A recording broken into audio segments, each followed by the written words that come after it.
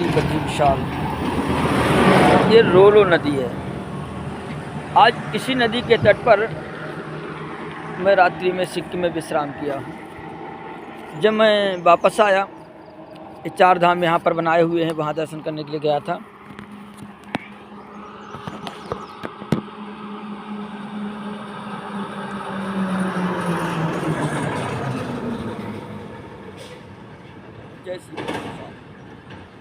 आज मैं रात्रि में यहाँ रोरो नदी के पास में रोरो धाम, एक देवी का मंदिर है।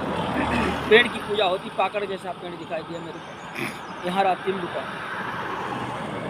तो यहाँ ब्राह्मण थे, तो वो तो बात नहीं किए मुझसे, बात तो चले गए। कहा यहाँ जगह नहीं, परंतु एक बौद्धिस्ट बंधु थे मानवीर जी, तो उन्होंने पूछा आप होटल में रुकते हैं क्या? हमने कहा मैं होटल में नहीं रुकता हूँ, और मैं तो मंदिर या कहीं प्रतीक्षालय में भले रुक जाता, होटल में मुझे रुकना पसंद नहीं है। कोई व्यवस्था बस रुका तो बात अलग है। तो कहा तो आप यहाँ सो जाइए हमारे यहाँ। तो उनकी दुकान में पास में था बना हुआ प्रतीक्षालय से, बड़ा अच्छा बना हुआ था उसमें रात्रि दुकान। तो बहुत सेवा की पीछे पड़ के। मैंने कहा मैं भोजन कहा नहीं, आपको खाना ही पड़ेगा। मैंने भूखे सोए आप हमारे यहाँ, आप मेरे भाई हैं, ये है सो ऐसा। बड़े अभी कुछ सात्विक प्रसाद बनाया बुलाया। खुद नहीं खाते, अंट लहसुन प्याज भी नहीं खाते। तो भगवत कृपा से पूछा कहाँ से आए आप? मैंने बताया। तो कहा ठीक है, बड़ा अच्छा लगा आपसे मिलके। ऐसे चर्चाएं, बहुत चर्चाएं हुई उनके विषय में, हमारे विषय में, कौन क्या करता है।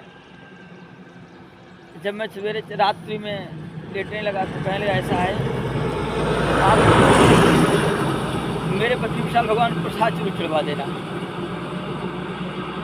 सवेरे उन्होंने मुझे कुछ दक्षिणा दी और कहा ये प्रसाद चढ़ा देना भगवान। तो पंडित जी भी आए, वो भी कुछ जबरदस्ती के लिए।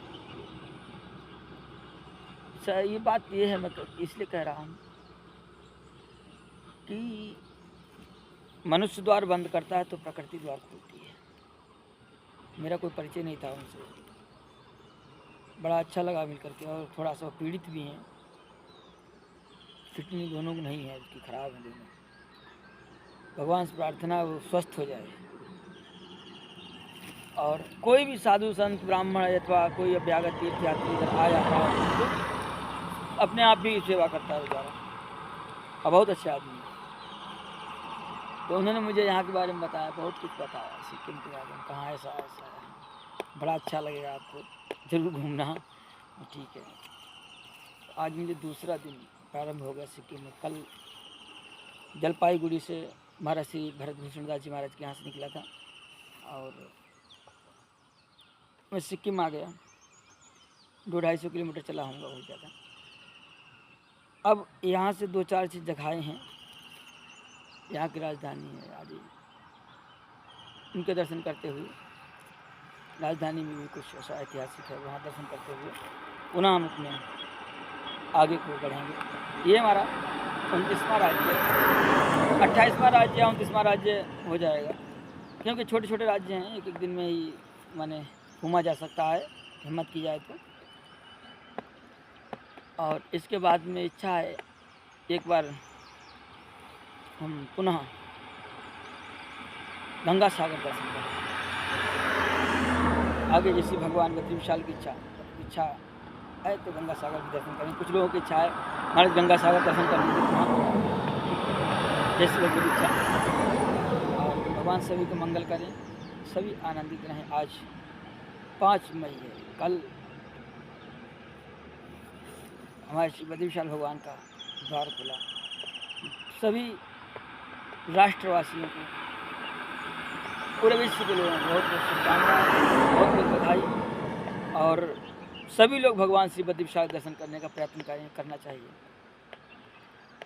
यहाँ मैं जब गया दर्शन करने तो बद्री विशाल भगवान नाम सुना तो स्वाभाविक एक अपनापन लगता है, अच्छा लगा। वहाँ जो लड़का था सेवा कर रहा था, वो नहीं जानता था उतना, तो पूछा मुझ पर, तो मैंने बताया तो मैंने पूछा यहाँ कुछ रहने वहने की व्यवस्था नहीं है? कहा यहाँ महाराज ये सब नहीं है, और तो सब कुछ है। चलो ये इनके प्रकार ये यहाँ चार धाम स्थापित करने का पूज्यपाद परम प्रातः स्मरणीय श्रद्धेय श्री स्वरूपानंद जी महाराज जाता है। 15 वर्ष पूर्व जो भी मंत्री रहे होंगे यहाँ के सीएम, उन्होंने महाराज श्री के आदेश पर निर्देशानुसार यहाँ पर चार धाम स्थापित। जैसा भी हो, कम से कम धाम का बात नाम होता है और टूरिस्ट प्लेस है, टूरिस्ट प्लेस के हिसाब से बनाया गया है, परंतु धीरे धीरे व्यवस्थाएं सुधरती हैं, बनती हैं। बहुत अच्छा बनाया वहाँ पर, बड़ा अच्छा लगा। वहाँ पर दक्षिण भारत इत्यादि सब जगह, चारों जगह बड़ा सुंदर ढंग से बनाया था। तो दर्शन करके आए, रात्रि यहाँ विश्राम किया। अब आगे बढ़ते हैं। सभी को जय श्री राम, जय श्री बद्री विशाल महाराज। मैंने इस पर वीडियो भी डाली, कुछ दर्शन कर